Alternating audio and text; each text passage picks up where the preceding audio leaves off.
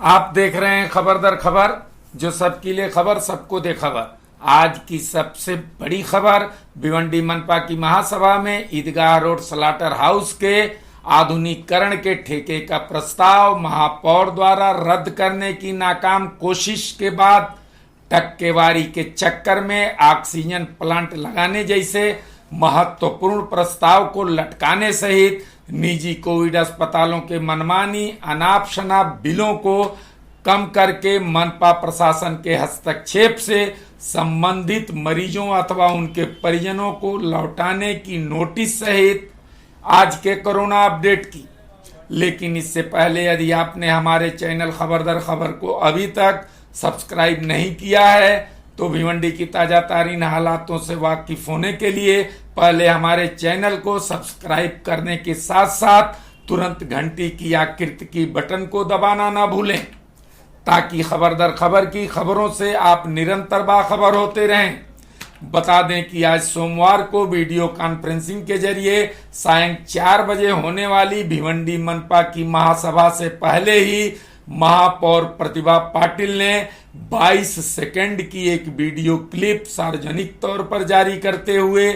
आधिकारिक घोषणा कर दी कि पूरक प्रस्ताव क्रमांक 17 द्वारा ईदगाह रोड स्लाटर हाउस के आधुनिकीकरण के ठेके का प्रस्ताव रद्द कर दिया गया है, जबकि मनपा के रिकॉर्ड में यह प्रस्ताव रद्द न होकर केवल अगली सभा तक के लिए स्थगित किया गया है। फिर सवाल ये पैदा होता है कि सभा से पहले ही महापौर प्रतिभा पाटिल ने किसके इशारे पर इतनी बड़ी गलत बयानी कर दी। सनद रहे कि खबर दर खबर ने कल ही इस बात की संभावना जताई थी कि इस प्रस्ताव को लेकर खेला होवे, और आज खेला झाला। इस खेले में भाजपा विधायक महेश चौगले, नीलेश चौधरी से लेकर इससे पूर्व के कांग्रेसी सत्ता काल के उप महापौर, शिवसेना के मनोज काटेकर सहित अन्य नगर सेवक आदि भी उक्त प्रस्ताव को रद्द कराने के लिए पेश रहे। वहीं इस प्रस्ताव को लेकर उस मंडली का कहीं अता पता नहीं चला जिन्हें सांसद के प्रत्याशी के लिए शिवसेना का नेता, विधायक के लिए भाजपा का नेता और महापौर के लिए भाजपा समर्थित कोणार्क विकास आघाड़ी का मानुष चाहिए था। बहरहाल यहां तक तो सब ठीक था, लेकिन सबसे बड़ी बात तो यह है कि इसके साथ ही साथ कोरोना काल में जिस ऑक्सीजन की किल्लत को लेकर पूरे देश प्रदेश में हाहाकार मचा हुआ है और लोग दनादन दम तोड़ते जा रहे हैं, ऐसा महत्वपूर्ण ऑक्सीजन प्लांट लगाने के प्रस्ताव को भी हमारे शहर के नगर सेवक रूपी रणबांकुरों ने स्थगित करके उसे अगली मीटिंग तक के लिए ढकेल दिया। यानी ऑक्सीजन फाक्सीजन जाने दो, पहले यह बताओ मेरा क्या। जबकि यह प्रस्ताव अस्थायी समिति में आपातकालीन प्रस्ताव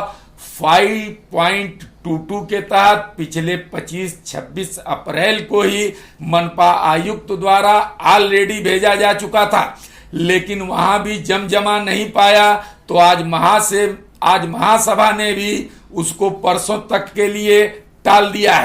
है ना। नगर सेवकों को नोबेल पुरस्कार देने जैसी बात, यह बात किसी और के समझने की नहीं बल्कि शहर के लोगों के समझने की है, जिसकी उम्मीद हमें न के बराबर ही है,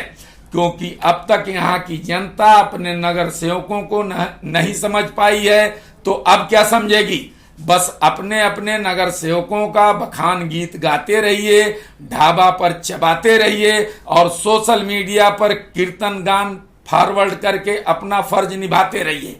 इस महासभा में उन 25 प्रभारी स्वास्थ्य निरीक्षकों का भी मामला उठा जिन्हें आयुक्त के निर्देश पर पुनः झाड़ू पकड़ाकर उन्हें उनके मूल पोस्ट पर भेज दिया गया है। बता दें कि मनपा प्रशासन द्वारा कोरोना काल में साफ सफाई के लिए चलाई जा रही विशेष मुहिम का निरीक्षण किया जा रहा है। इसी बीच 25 प्रभारी स्वास्थ्य निरीक्षकों ने दबाव बनाने के लिए मनपा आयुक्त डॉक्टर पंकज आशिया को पत्र देकर मांग किया था कि उन्हें उनके मूल सफाई कामगार पद पर भेज दिया जाए, अन्यथा उनसे काम नहीं हो पाएगा। इस दबाव भरी चेतावनी को गंभीरता पूर्वक लेते हुए आयुक्त डॉक्टर आसिया के निर्देश पर उपायुक्त मुख्यालय दीपक झिंझाड़ ने उन सभी 25 प्रभारी स्वास्थ्य निरीक्षकों को उसी वार्ड में उनके मूल पद सफाई कर्मचारी के तौर पर भेज दिया है। इतना ही नहीं, इसके साथ साथ उपायुक्त मुख्यालय द्वारा 31 सफाई मुकादमों और 96 सफाई कर्मचारियों को भी प्रभारी स्वास्थ्य निरीक्षक तथा विभिन्न वार्डों में सफाई मुकादम पद पर पदोन्नत की गई है, लेकिन उन्हें केवल कामकाज के तौर पर सशर्त पदोन्नति दी गई है। इसके बदले उनके वेतन में किसी प्रकार की कोई वृद्धि नहीं की जाएगी और न ही वे इसके लिए किसी प्रकार का कोई दावा ही कर सकते हैं। अब अगली खबर, निजी अस्पतालों द्वारा कोविड के मरीजों के साथ सरकारी आदेश के बावजूद की जा रही लूटपाट की, जो मनपा आयुक्त डॉक्टर पंकज आसिया की पहल पर बिलों के ऑडिट कराने के बाद ये मामला सामने आया है। मालूम हो कि निजी कोविड अस्पतालों के लिए कोविड मरीजों के इलाज के लिए निर्धारित बिल की अधिसूचना 21 मई 2020 को राज्य सरकार ने जारी किया था। इसके बावजूद भिवंडी के निजी कोविड अस्पतालों के मरीजों से अधिक बिल वसूल किया गया है, जिसके लिए मनपा आयुक्त डॉक्टर पंकज आसिया के निर्देश पर मनपा के चिकित्सा अधिकारी डॉक्टर के.आर. खरात द्वारा यहाँ के 6 अस्पतालों, वेद अस्पताल, सिराज अस्पताल,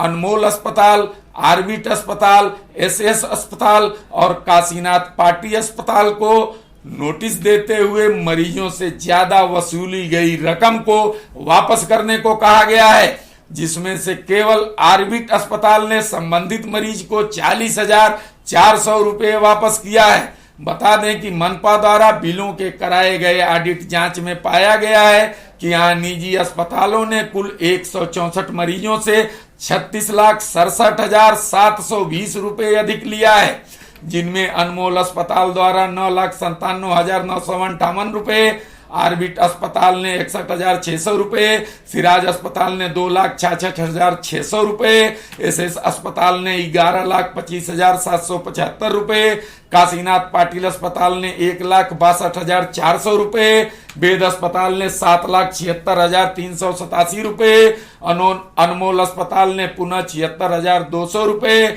खातुनबी काजी अस्पताल ने 46,200 रुपये और ऑरेंज अस्पताल ने 32,200 रुपये सरकार द्वारा इलाज के लिए निर्धारित दर से अधिक मरीजों से चार्ज किया है। अब हम आगे बढ़ते हैं कोरोना अपडेट की ओर, जहां आज कोरोना से फिर एक की मौत हुई है, वहीं केवल 25 ही नए मरीज मिले हैं और 25 मरीज ठीक भी हुए हैं तथा 267 मरीज उपचाररत हैं। इसी तरह आज कुल 351 लोगों की कोरोना जांच हुई है, जिसमें 326 लोगों की रिपोर्ट निगेटिव आई है